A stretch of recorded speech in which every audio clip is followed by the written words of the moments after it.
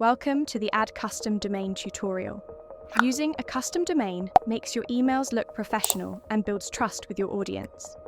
We recommend that your email address have your company domain name. To add your custom domain, navigate to Settings, click on Email Domain, and select Add Domain.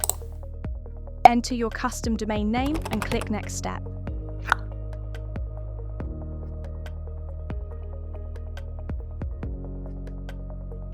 Set up the necessary DNS records with your service provider and click Verify. Once your DNS records are verified, you will get a confirmation message. If your records fail verification, you will get this error message.